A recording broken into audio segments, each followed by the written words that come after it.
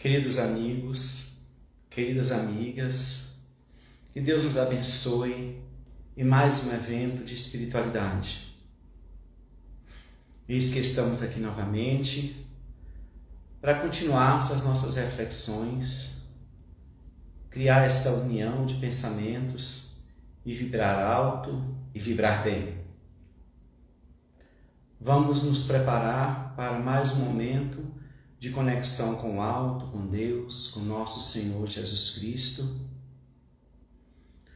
para que esse espaço aqui aberto possa nos ofertar luz, esclarecimento, força, proteção. Nós todos somos almas extremamente carentes, imaturas. Não conseguimos ainda sustentar a luz própria. Nós precisamos uns dos outros, nós precisamos da assistência dos bons espíritos. Não temos maturidade espiritual para conduzir a nossa vida de forma plenamente equilibrada. E é por isso que nós precisamos fazer essas conexões com o alto.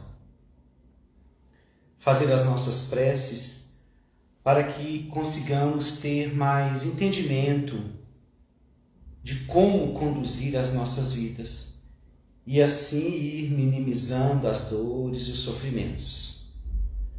Por isso que esse momento, como todos os outros que falam da espiritualidade, que falam de Deus e de Jesus, se nos torna extremamente importantes. Porque a vida tem sido uma correria. As demandas se multiplicam, os problemas graçam por todos os cantos. Tem que haver um momento em que a gente apazigua a alma, acalma o coração. Que seja aqui, que seja em um minuto tirado para uma oração, para fazer um silêncio, mas que haja em nossas vidas um espaço, um momento, para aurirmos forças para prosseguir. Joana de Ângeles, na mensagem A Paciência, no Evangelho segundo o Espiritismo, ela diz o seguinte, que são tantos acontecimentos pequenos que acabam por ferir, que acabam por nos cansar. Esse cotidiano que nos traz demandas diversas, de todas as dimensões, acaba cansando, acaba abalando.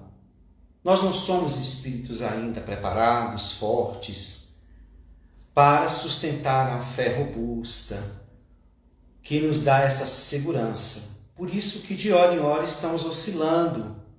Ora estamos bem, ora estamos maus, ora felizes, ora tristes.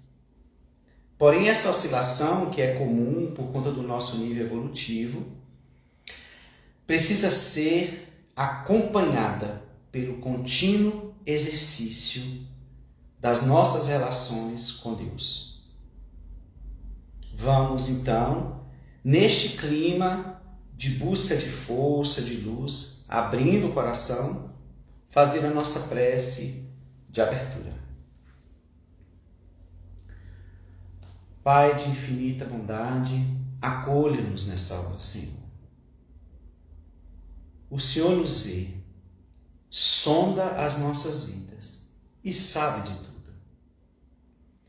Nada há lhe dizer, Senhor, senão misericórdia, para que nós amadureçamos o quanto pudermos nessa existência, o tanto que pudermos nessa existência, para que assim administremos melhor as nossas vidas, promovendo, plantando a paz em nós.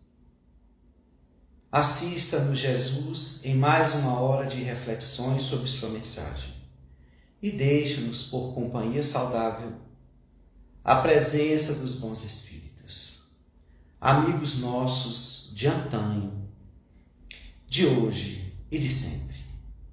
Amigos venerados, pacientes, que nos amam e que nos acompanham na jornada evolutiva. Que eles estejam conosco em mais um investimento espiritual, para que ocorra dentro de nós a iluminação interior, passo a passo, dia após dia. Envolva-nos, Senhor, em tua luz, referta de amor, hoje, agora e sempre. Que assim seja.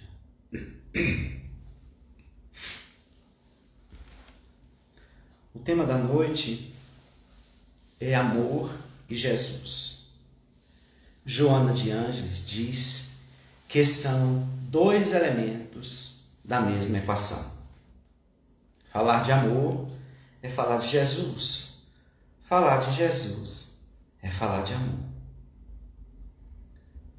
Mas ele que trouxe para nós o exemplo desse amor gigante, maduro, pleno, ele nos traz lições que precisamos constantemente revisitar, refletir, para que, além de aprendermos um pouco mais do que o amor é capaz, da força desse sentimento, que também compreendamos de forma mais clara o que ele realmente veio fazer. O Espiritismo nos dá um olhar mais aclarado acerca de algumas questões em relação ao comportamento de Jesus, ao que ele disse. E isso, claro, choca muitas vezes as criaturas que estão presas às crenças de outras religiões que predominaram por muito tempo. Fica-se um pouco de choque, fica algo meio estranho quando algumas colocações nos são trazidas pelos Espíritos acerca de Jesus. Porque a doutrina espírita vai nos falar de um ser angélico, do maior representante de Deus na Terra, mas deixando muito claro que ele não ocuparia alguns lugares que algumas doutrinas o colocaram. E isso é extremamente importante entendermos. Nós precisamos relocalizar Jesus em nossas vidas. De que forma? Começando a compreender a sua passagem na Terra, o seu comportamento, a sua fala, os seus dizeres.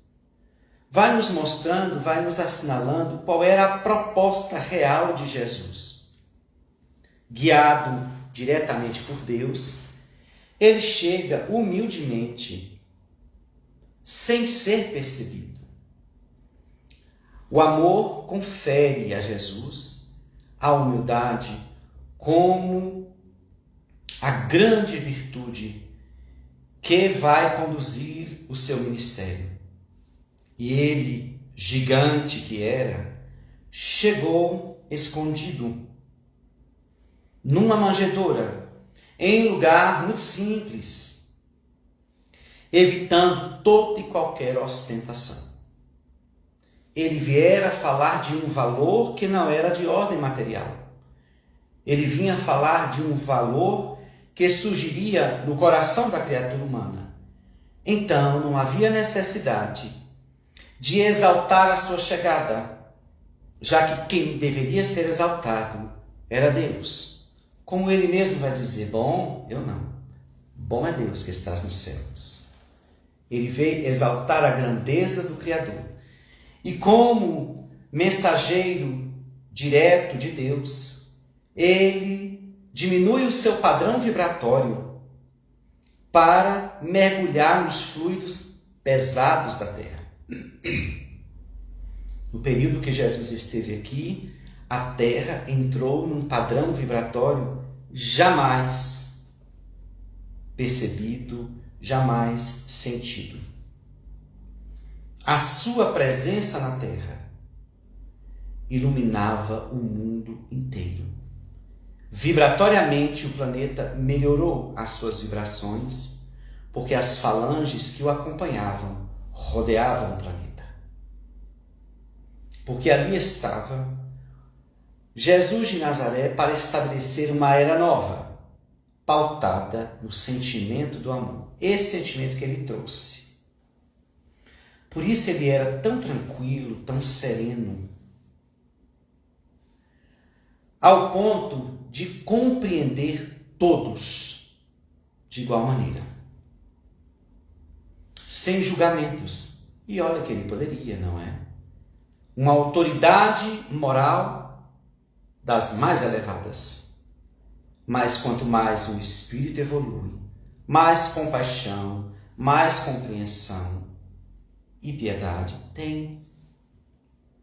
Então Jesus chegou como um jardineiro para cuidar do jardim das nossas almas. Então, habilmente, ele foi ministrando a mensagem de Deus para cada alma que estagiava em níveis evolutivos diferentes, particulares.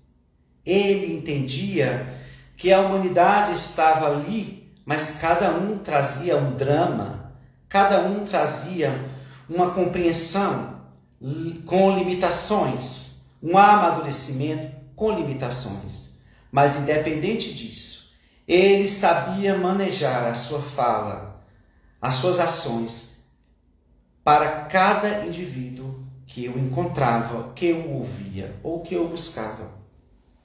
O amor, ele dá este equilíbrio na criatura humana. O amor maduro. Ele faz com que o indivíduo consiga perceber não só a si, mas principalmente o outro. Esse amor maduro, ele perdura, estabelecendo uma base segura para o espírito se movimentar com equilíbrio, sem a presença do egoísmo. Então, o olhar de Jesus, todo amor, era para todos. Ele já estava pleno. Ele não veio por ele. Ele veio por nós.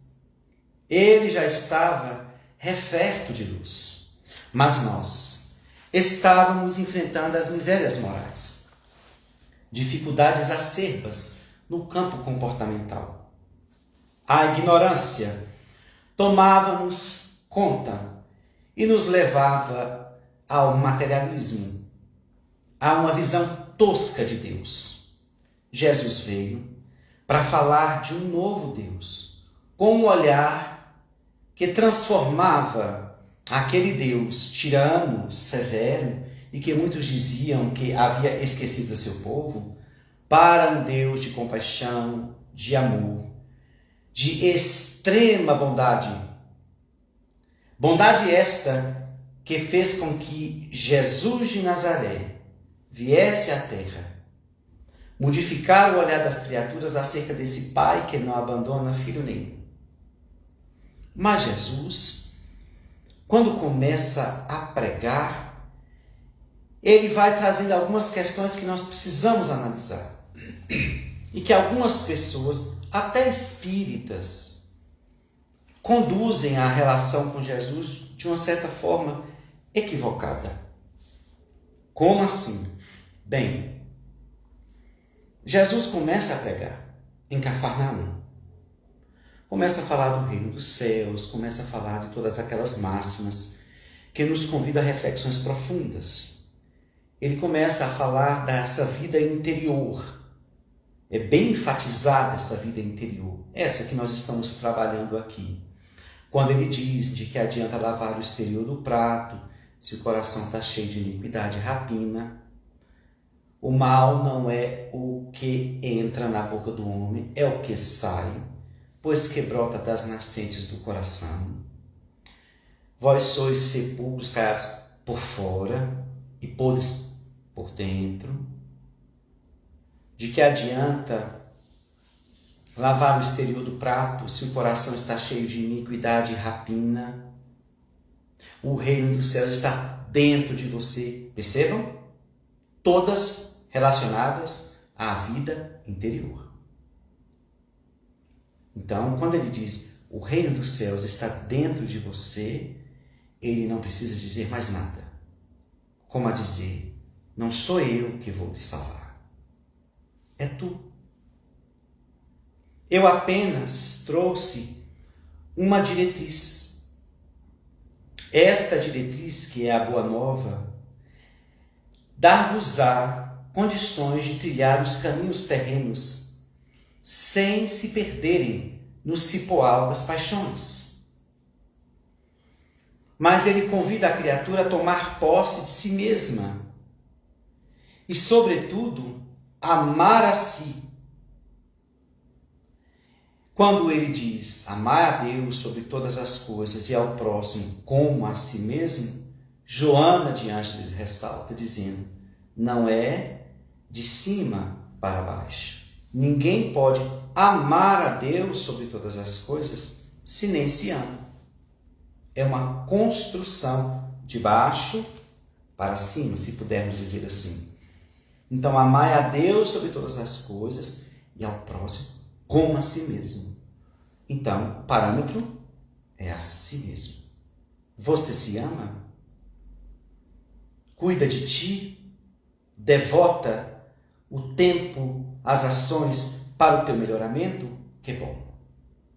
Começa a entender que o reino dos céus está dentro e que só cabe a você a formosear esse reino dos céus para que perceba a felicidade e a paz, ganhar cidadania dentro da tua alma. Que bom, porque começa aí o primeiro degrau para alcançar o amor ao próximo e depois o amor a Deus.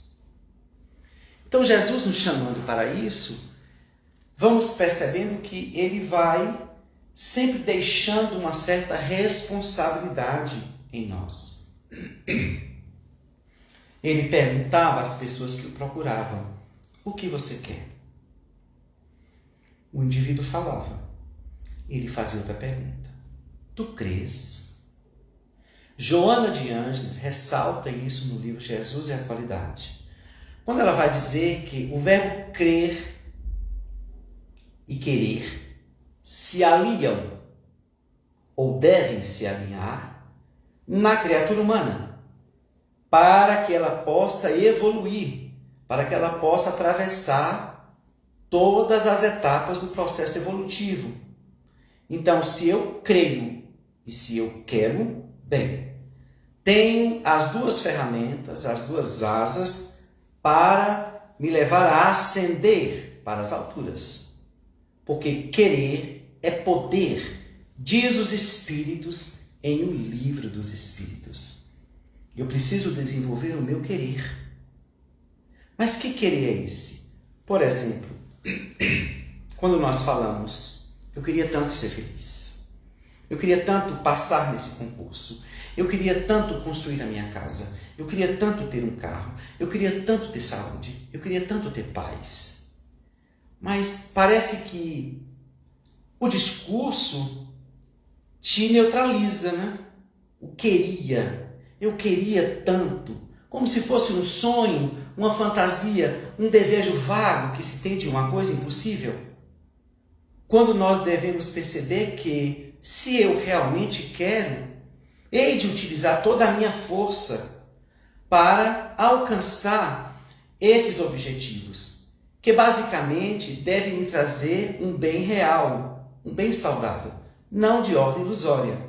Então, se Jesus voltasse hoje, se reencarnasse na Terra e aparecesse no meio de nós e nos encontrasse em alguma esquina, ou até mesmo dentro da nossa casa, olhássemos nos olhos e perguntasse: o que você quer? Qual seria a sua resposta? Qual seria a minha resposta? Qual seria a nossa resposta? O que você quer? E logo que cada um de nós formule a resposta, ele vai perguntar: tu crês? E a gente começa uma outra avaliação. Eu acredito mesmo em Deus, em Jesus, no bem? Eu tenho mesmo essa fé instalada? E eis que a gente diz: sim, Senhor, eu creio. E aí ele vai dizer: então, olha, o então é como a dizer assim: se você crer e quer, está esperando o quê? levanta-te e anda. Levanta-te, poderíamos traduzir hoje como reaja, haja e anda, poderíamos dizer, e avança e evolui. Já que tem essas duas forças, esses dois pilares, crer e querer, o que está esperando? Sai da sombra, sai da inferioridade que ele maltrata, que ele jugula no sofrimento, na dor. Sai deste lugar, avança intimorato e alcança as paisagens felizes da vida. Então nós vamos percebendo que as informações que Jesus ia nos deixando, elas tinham um cunho de entregar uma responsabilidade para o indivíduo. Quer ver só? Quando ele diz, depois de aliviar aquela mulher que ia ser apedrejada, como tantos outros, quando ele curava alguém, depois de fazer essas perguntas que nós citamos, ele sempre usava uma frase, deixando claro que a vida, Deus, ninguém teve nada a ver com o seu problema. Foi você. Por indisciplina, por imprudência, por ignorar as leis de Deus. E é por isso que ele diz, agora vá e não tornes a pecar, para que não te aconteça algo pior. Esta fala deixa claramente para nós que Jesus não veio salvar absolutamente ninguém. Ele veio dizer que se salvou pelo amor que ele adotou de Deus. E que agora ele vinha trazer a receita para que cada um assumisse a sua individualidade como filho de Deus que somos e desse conta de ser feliz, de começar a jornada em busca da paz que diz ansiar e da felicidade que diz querer. Então agora vá e não tornes a pecar. Nós vamos vendo que ele não vai aceitando um outro chamado, ou melhor, um outro título. Não aceitou ser chamado de bom, mas aceitou ser chamado de mestre. Por que será? Já examinamos isso. Ele só aceitou ser chamado de mestre. Qual é a função do mestre? É educar, é ensinar e só. O mestre não faz a tarefa do aluno. O mestre não faz o que cabe o aluno fazer. O mestre ensina. Revelam a verdade, dissipa a ignorância. Agora, o aluno é que tem que ver o que ele vai fazer com isto. Então, Jesus aceitou ser chamado de mestre, porque era a única função que ele tinha aqui. E era o mestre que trazia como matéria principal o amor. Então, ele vai instigando a criatura a reagir. Quando ele pergunta o que tu queres e se tu crês, então levanta-te e anda. Ele estava querendo mobilizar a criatura para fazer nascer os melhores sentimentos, a sua potência interior e, a partir daí, fazer por onde para gozar a paz e poder dizer, eu construí a minha paz. Porque somos livres e é o livre-arbítrio que vai fazer isso. Jesus não podia interditar o livre-arbítrio. Aquela ação de curar foi com a junção do fluido, do magnetismo de amor de Jesus e o nosso. Porque, não sei se vocês sabem, teve muitos que não curaram. Por quê? Insuficiência fluídica de Jesus? De maneira nenhuma. Eram espíritos que só queriam, muitas vezes, se livrar do problema e não resolver o que o causou. Lembra daqueles 10 leprosos que Jesus curara? Só um voltou, reconhecendo que a cura lhe favorecia uma mudança ou lhe convidava a uma mudança. Os outros não. Os outros voltaram à vida que tinham. E é neste momento que percebem Jesus refletindo sobre isso. Só um voltou. Ou receberam a oportunidade. A doença, o problema era um chamado.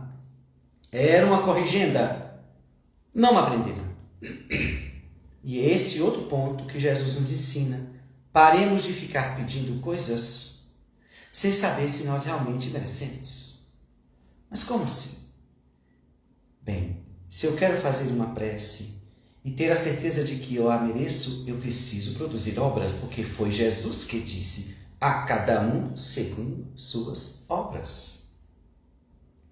Então nós estamos em cima, debruçados no pensamento de Jesus e vendo que há uma lógica aí, que precisamos fazer com que ela penetre o nosso inconsciente profundo e nos tire a ideia de um Jesus Salvador. Mas que Jesus Salvador é esse, Arilson, que você está falando? É aquele Jesus onde a gente espera, não faz nada, na preguiça moral e fica fazendo sucessivas orações, petitórios, frequentando igrejas ou templos para pedir uma coisa que não faz por onde merecer, que não se esforça, que não faz a parte que é sua. Jesus não vem resgatar-nos de um erro que nós cometemos. Ele já deu as diretrizes. Cabe a cada um carregar a sua cruz, esquecer de si mesmo e ir. Não foi assim que ele disse? Para quem quisesse ir após ele. Então, é esta mentalidade que vai nos levando, é esse exame, melhor dizendo, das falas, do comportamento de Jesus, que vai nos levando a vê-lo diferente. Então, Jesus entra como mestre, ele deixou a lição. Bem, se eu não aprendi a lição, e se eu não a aplico, bem, o problema é todo meu.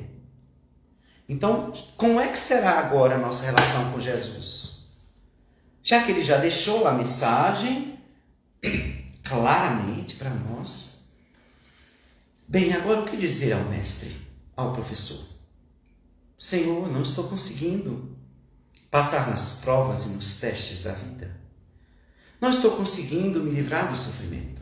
Não estou conseguindo ter paz, ter felicidade. O que é que o mestre pode fazer? Se não pedir você para revisar as lições. E é isso que nós estamos fazendo aqui. Revisando as lições. Para que elas se internalizem. E quanto mais elas se internalizarem, mais elas comandarão um comportamento novo. Que ao produzir boas obras, minimizará as dores e os sofrimentos para chegar no dia desaparecer. Então Jesus fez o convite. Esse amor de Jesus trazia essa sabedoria. Como ele disse para aquela mulher que ia ser apedrejada: bem, se eles não te apedrejaram, muito menos eu. Era como se Jesus estivesse dizendo: se eles que não conhecem sua história de vida não te apedrejaram, por que que eu que conheço e sei todas as causas que te levaram a estar aqui, vou te apedrejar? Vá. Agora só lembre, não peques mais. Então esse não peques mais, aonde é que ele entra nas nossas vidas? O não repetir o erro, não é? Não peques mais, para que não te aconteça algo pior, porque a lei de evolução, quando o espírito estaciona no erro, ela impõe avanço. E na maioria das vezes, esta imposição vem pelo viés da dor. Como a gente não quer sofrer, é forçoso que construamos essa reflexão contínua do pensamento de Jesus para que a gente desperte e caminhe, sem precisar dos impulsos da dor, gerando sofrimento. Então Jesus não é o Filho de Deus. Outra revelação que a doutrina nos trouxe. Como assim? Ele não é o Filho de Deus? Não, ele não é o Filho de Deus. Ele é um dos filhos de Deus. Um dos. Ele não é o, porque ele não era privilegiado. Deus não só criou ele, antes dele, milhões de espíritos semelhantes a Jesus, que alcançaram o patamar pelo esforço próprio, estão comandando mundos pelas galáxias afora, já que o universo é de Deus. Seria muita pobreza divina produzir um só espírito iluminado para mergulhar em um planeta de provas e expiações. Não é, meus irmãos? A lógica espiritista diz: Deus sempre criou milhares de espíritos iguais a Jesus, estão pelos mundos afora, estabelecendo processo de recuperação de humanidades, de falanges de espíritos atrasados. Então, a gente vai tirando esse Jesus único. Não, Jesus é único aqui. Igual a ele aqui, ninguém. O único que alcançou o máximo, o mais perto de Jesus, foi Francisco de Assis. Também pudera João Evangelista reencarnado. Já estava tocado pelo coração do Mestre. Ele que ficara com Maria Santíssima quando os outros discípulos ficaram atordoados e saíram caminhando a esmo, quando o Mestre estava preso naquelas grades, naquele madeiro infame. João Evangelista ali estava com Maria de Nazaré e logo após a morte de Jesus, vai viver com ele. Assim, este alcança um nível elevado, mas igual a Jesus? Nenhum. Aqui. Então, ele é um dos filhos de Deus. E nosso irmão, percebam, é nosso irmão. Isso é para diminuir a distância que a gente coloca. Ainda há no inconsciente profundo. Quando a gente pensa nele, a gente pensa numa coisa às vezes longe. Mas como, meus irmãos? Vamos pensar.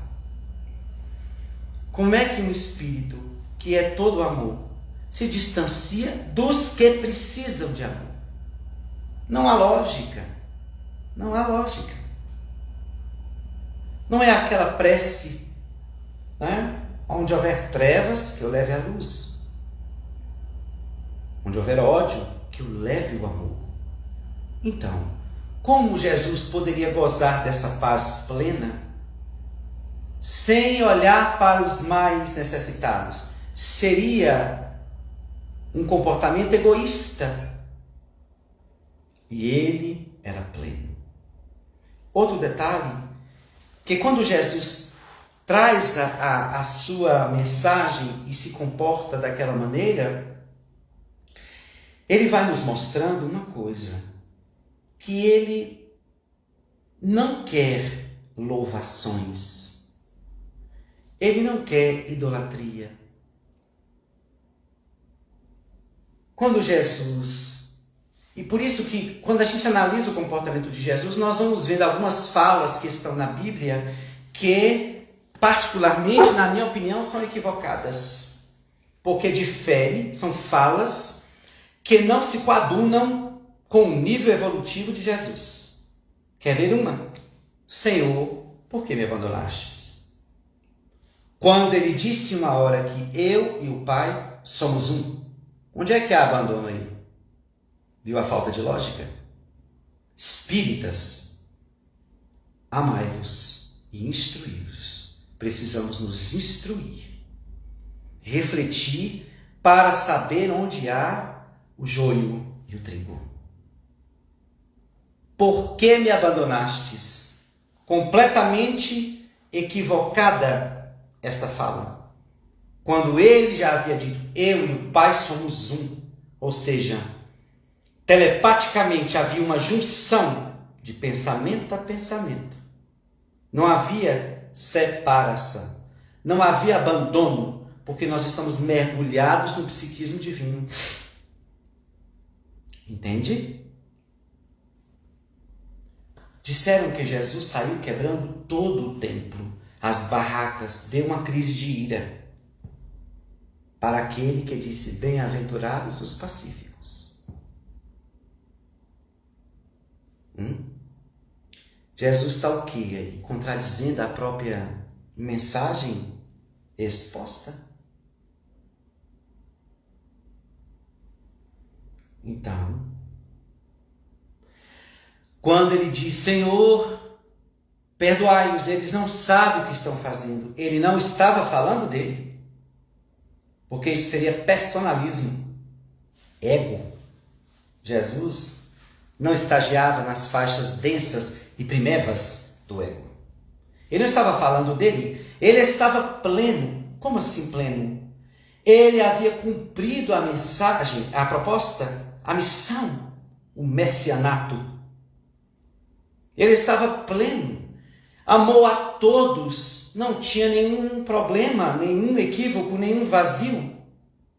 Quem estaria crucificado a partir da sua saída? Éramos todos nós, com as nossas imperfeições. Ele não está perdoado porque eles não conseguiram compreender, não é? Eles não sabem o que estão fazendo com a mensagem. Malbaratamos a mensagem, ignoramos os ensinamentos. Por isso que estamos aqui neste mundo pandêmico. Almas, milhões de almas estão sendo levadas. Por quê? Esgotou o tempo. O tempo de quê? De aprender, de evoluir, de melhorar. Os teus foram esgotados e outros hão de ir. O tempo se esgota, o planeta precisa se transformar num planeta de regeneração. O mal não mais é suportado na Terra. E é por isso que começa a sair em grupos, coletividades inteiras estão saindo, porque o mundo de regeneração começou a se formar e o mal já não é mais suportável aqui. Então, ele disse: eles não sabem o que estão fazendo. São imaturos, Senhor. Não entenderam a mensagem. Tenha misericórdia, porque eles vão quitar isso lá na frente. Não porque fizeram isso comigo, mas porque ignoraram a mensagem que lhes era diretriz para melhorarem a maneira de viver e poder ser feliz aqui na terra também. Mas nós malbaratamos. Então a fala de Jesus é promovendo esta independência. Assuma a tua vida. Então não é para orar para Jesus? De maneira nenhuma. Vamos conversar com ele. Agora vamos parar de pedir coisas e vamos pedir uma coisa que ele está trabalhando desde quando ele construiu o planeta, comandando falanges de arquitetos espirituais para nos dar um planeta bom, saudável, de condições equilibradas para evoluirmos. A intenção primeira de Jesus foi estabelecer investimentos ao longo das eras, enviando espíritos iluminados até chegar o momento dele vir, para esclarecer a criatura e para despertar a consciência. Se queremos mesmo adotar o pensamento de Jesus e seguir e sermos felizes, é necessário despertar a consciência. É essa falta de despertamento que nos leva a ler o Evangelho não sei quantas vezes, a assistir uma palestra não sei quantas vezes, participar de uma semana espírita, de um congresso, de uma jornada e de tanta coisa e continuar no mesmo lugar, com os mesmos comportamentos. É isso. A consciência não despertou. E como nós ainda estamos bem presos aos atavismos inferiores, só há uma senhora, só há uma ferramenta para nos sacudir as fibras da alma e nos levar a avançar. Infelizmente, a dor e o sofrimento. Então, a criatura precisa começar a dizer basta, de ficar repetindo excessivas orações. Não é por muito orar, disse Jesus. Deus nos escuta, Deus quer trabalho, Deus quer obra, Deus quer mudança moral. Comecemos o nosso trabalho. Deus me ajude, já ajudou, já deu imortalidade da alma, já deu inteligência, já deu reencarnação. A gente quer mais o quê? somos indestrutíveis, temos inteligência, liberdade de ação e reencarnações infinitas até o nosso aprimoramento, o que é mesmo que a gente quer? É a preguiça moral que foi construída em algumas outras religiões do passado. Deixar as criaturas de joelho, pedindo coisas, graças e bênçãos, sem levantar estes joelhos e caminhar para fazer alguma coisa e assim poder merecer. Não. Vamos caminhar em direção do nosso processo evolutivo e se quisermos ficar de joelho, façamos a nossa alma ajoelhar humildemente diante dessa grandeza que é Deus, diante desse mestre que é Jesus, e pedir misericórdia nesses dias. E esclarecimento, desperta-me, Senhor, para os meus deveres em família, meus deveres na sociedade, meus deveres para comigo, para com a espiritualidade, para com o mundo, para com a humanidade. Não dá para caminhar sozinho ou cuidar do nosso nicho. Não. É hora, Senhor, de entender que o mundo também me convoca para dar o melhor de mim. Então vamos examinar que a proposta de Jesus foi toda de amor, mas não foi de dependência. Em momento nenhum. E para deixar bem claro como ele estava deixando bem a responsabilidade em nós, é quando ele chega e diz: quem quiser vir após mim, carregue sua cruz, esqueça de si mesmo e venha. Vejam só, meus irmãos e minhas irmãs, quem quiser. Ele já tinha cumprido a missão. Sabedor de que mais cedo ou mais tarde, pela fatalidade de sermos felizes, nós íamos despertar. Mais cedo ou mais tarde, seja pela dor, seja pelo amor, nós íamos entender a sua mensagem e internalizá-la. Então ele disse: quem quiser vir após mim, faça isso aqui. Então, deixou nas nossas mãos, né? Porque realmente ele não poderia fazer nada. Então a gente tira Jesus desse lugar de vem e salva.